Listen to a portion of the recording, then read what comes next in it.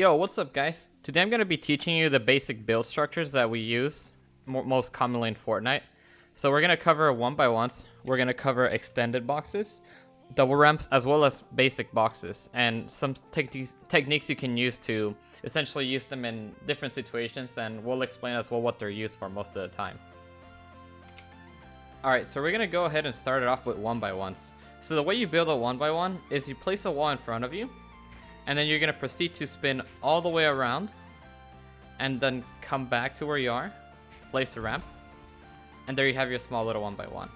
Now you probably see this is kind of useful because it covers your sides, it covers this part, your back, everything, right? And then you have a little bit of a higher position on the enemy. Most of the time you're going to try and do a 1x1 that's like 3 or 4 stories tall. So you repeat the same, you do, and then you spin it. So you place, and then you put a ramp. So you spin it, place a ramp, spin it, and place a ramp. Oops, put myself under that.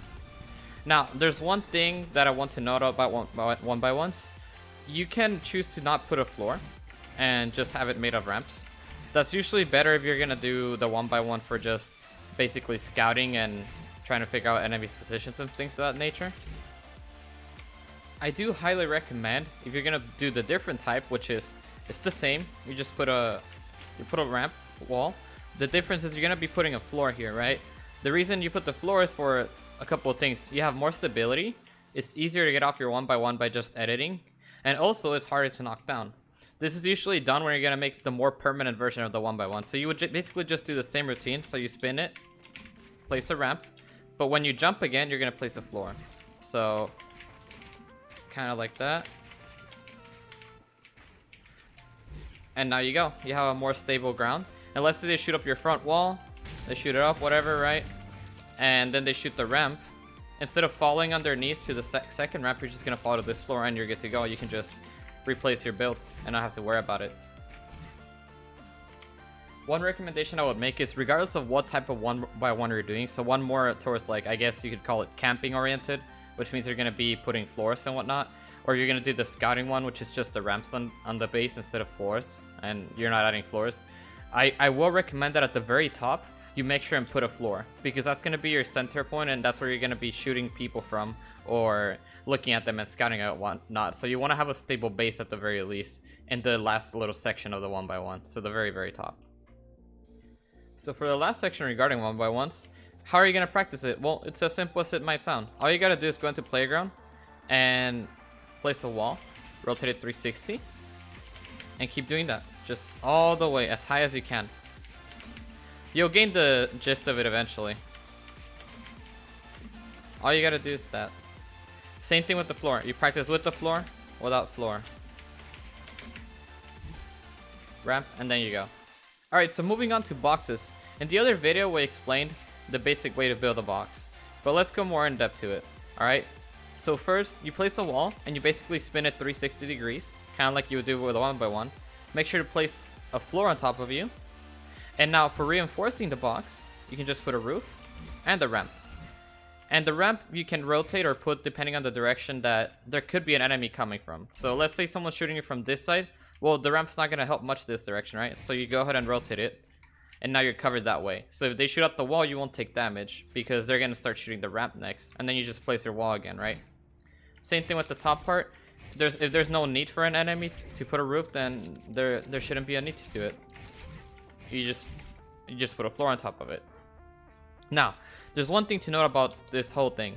Boxes are usually used in multiple different situations. In build fights, you can use them in order to protect yourself and make sure that you have time to heal or do something else. In most normal situations, all you require is a basic box. So all you need is 4 sides and a small roof on top of you. The reason for this is because whenever you're medding up or whenever you're healing, I don't know, reloading ammo, changing inventory, stuff like that, you want to make sure you don't get caught by surprise, because this is most of the time this is after you're done fighting, or even if you're not done fighting, someone could just snipe you or shoot you from a distance, and then that kind of defeats the purpose of it altogether, right? Alright, so how to practice, right? So it's very simple. It's kind of like the 1x1. All you gotta do is 360, put a roof on top of you. If you want to practice a more complex box, do that while it's putting a ramp and a roof on top of you. So let's try it one more time. So we do 360, roof, stair, and floor on top of you. And there you go. So let's quickly cover what extended boxes are.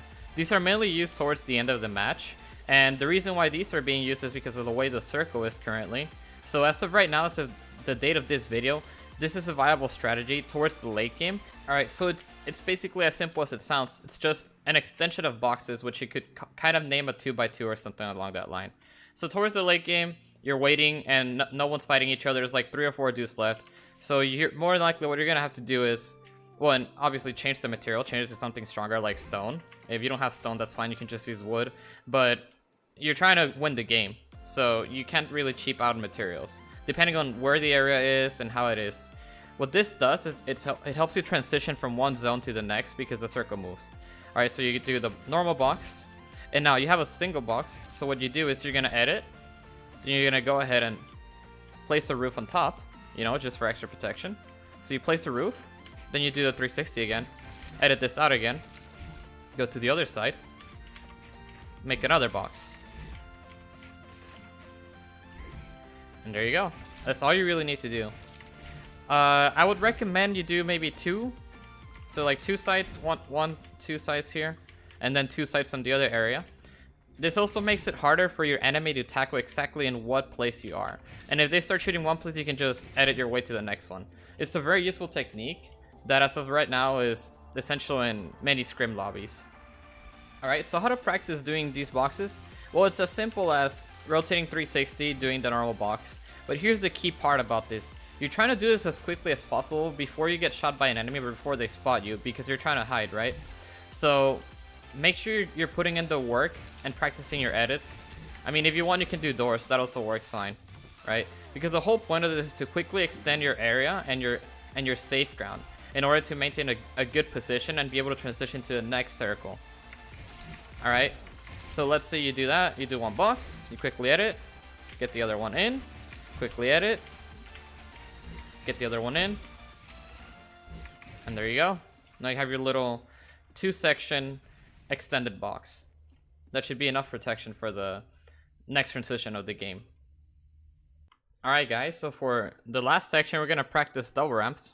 We're going to show you, this is more of an aggressive technique. It's basically used to push someone. So the gist of putting double ramps is, if you're putting 2 ramps, it's easier to switch between one or the other. If they start shooting one, you quickly switch to the other one, which means that you won't just immediately fall down. It's also good for pushing because if you're moving constantly around, the enemy won't know which one you're at the very moment, unless they have a better angle at you or whatever, right? So for double ramps, it's as simple as it sounds. All you do is you put one ramp, put another, put one ramp, put another, all the way to whatever place you're transitioning to. So as I previously mentioned, double ramps are good for pushing, but what exactly does this mean? Let's say there's some guy there on the roof, right? So what you're gonna want to do is you double ramp to him to try and get some high ground on that person. And see, now you're above him and you have a better angle and you can shoot him. Now, there's 2 more ramp techniques that involve double ramping. We have the single wall and then the floor. But in this video, we're only gonna talk about placing walls in your double ramps as well. The reason you do this is for security, because let's say you're doing these 2 ramps. If he shoots down these 2 at the very bottom, you're just gonna collapse. So the point of this is to have a better push, more secure. It wastes more materials, but it's very useful because it basically guarantees that you won't get knocked down and your push will essentially correctly work. So the way you do this is you do 2 ramps and then you place 2 walls. Place 2 ramps, 2 walls, 2 ramps, 2 walls. As simple as that. And as you can see, if someone were to try and shoot me down here, they would first have to destroy the wall in order to get to the ramp. And make sure you're putting this at the very base, guys, because if you don't, there's no point in putting them up here, because all they gotta do is knock down the base. So make sure you look at that.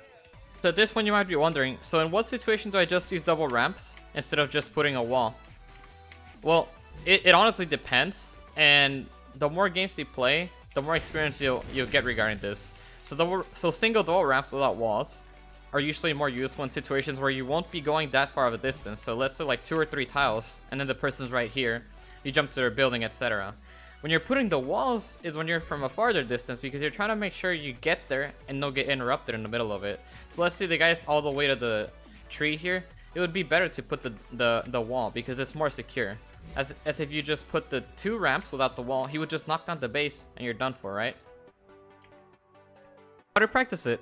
Alright, so for double ramping, you just practice this, right? Side and side. You gotta get that little hand motion in. For walls, it's a little bit more complicated, but I wouldn't consider it necessarily advanced. If anything, it would be advanced beginner, which is kind of an oxymoron. So to do that, all you have to do is try and place the 2 ramps first, and then you place the 2 walls. Switch to your ramps, walls, ramps, walls, ramps, walls. So you see the little motion in my hand? You want to try and get that nice little muscle memory, as well as get that nice little hand motion pattern. Essentially, once you discover this pattern, you will find that double ramping is super easy, which is why it takes a little bit of practice, but it's not impossible or difficult, I would say, to achieve. So just take a quick look at my hands. I'm gonna show you one last time. So you do 2 ramps, you do 2 walls, 2 ramps, 2 walls, 2 ramps, 2 walls, 2 ramps, so on and so forth. Alright, so that concludes the video. Thank you very much for watching, guys. I appreciate it very much. Make sure to follow me on Twitter, Instagram, and Twitch for updates. And while I stream every day, I try to do at least 6:30 to onwards. So yeah, thank you very much for watching, and make sure to check out the rest of the series. Comment down below and tell me what kinds of builds or what kind of structures you might want me to talk about. And don't forget to leave a like and subscribe to the channel if you enjoyed it.